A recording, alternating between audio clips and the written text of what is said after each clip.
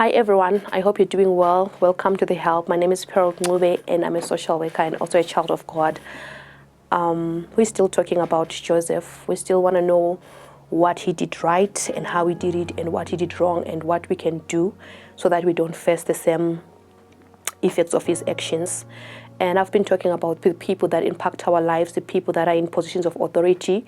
The last video we've been talking about Potiphar and his wife. Previously, we spoke about the man who gave him direction and the brothers that sold him to slavery. And these people, most of them, and all of them actually, if you look at it, it seems like they have been in elevated positions of authorities, like the ground or had not been level. And so Joseph was just a victim of calculated deception, one way or the other. And he ran away from Potiphar's wife, and Potiphar's wife lies about him, and Potiphar is mad, and then throws the guy in prison. But when he was in prison, or when he is in prison, Joseph meets people that are in similar circumstances. All of them are in prison. No one is above the other and no one is below the other. All they know is that they are prisoners. And so we want to learn or to know or to just evaluate how he deals with those kinds of people. So in this video, I really want to talk about building bridges. I listen to some youths and you hear them brag about the networks or the bridges that their families or their parents have really set up for them. They are privileged, but I know there's some people that have no starting place. I want you to know that you start right where you are. Joseph is in the prison and he meets these two prisoners that are there with him. There's a cupbearer who was serving Pharaoh, and then there's also the prison guard, and how he deals with these people determines his tomorrow. So both these guys, the cupbearer and the prison guard, they have dreams about themselves, and Joseph is there, and one of them is very troubled. The cupbearer is troubled, and Joseph asks him, what is really going on in your life? Why are you so troubled? And then the guy says, I have a dream, and it's not a pleasant one. Then Joseph says, you know what, interpretation is of the Lord. Just tell me what's going on in your life, and I'm going to tell you the interpretation. I'm going to tell you the meaning. Joseph did not charge for this. I mean, he didn't have any business being worried about the next person, but he was. So we should learn. Sometimes as young people, as youths, or sometimes adults, we have a tendency to want to just take and draw out from people. We don't know that sometimes we have to give for us to then get back. Actually, the word of God says, give and it will be given back unto you. A good measure, pressed down, shaken together, and running over. You can start giving.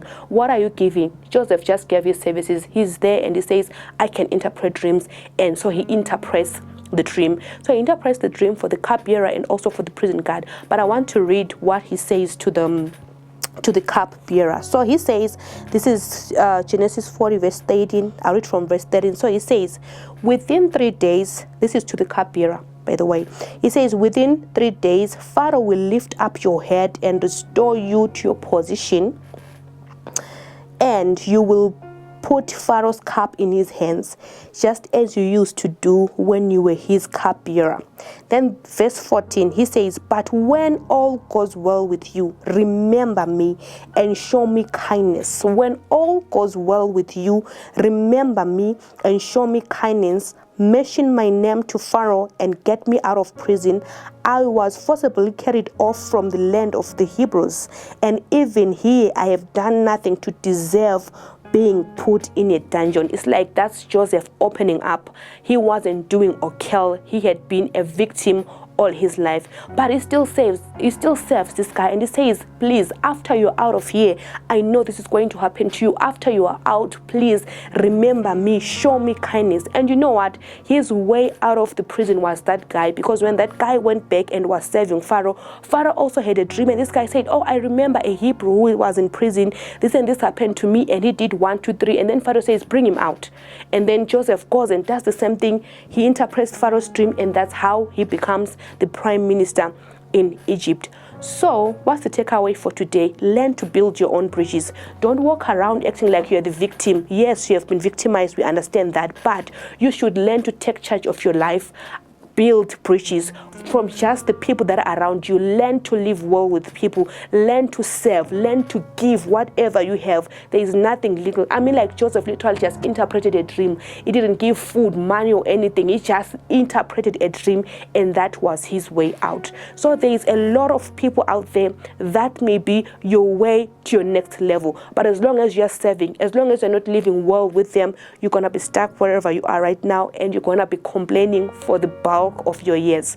So my advice to you, and after having seen what happens to Joseph, you should learn to build bridges. You should learn to talk people. You should learn to do good to people, and you should learn to negotiate. Joseph says, you know what, after you're out of this place, remember me too. What do you say to people that are around you? I know there's people that are always, oh, life is this, life is that to me, and all that. Never negotiating. You're always crying. It's always about you. It's always a pity party around you. But stop. That has to change. Negotiate, serve people, and that will be your way to your next level. Thank you very much for joining me today. I hope to see you in the next episode.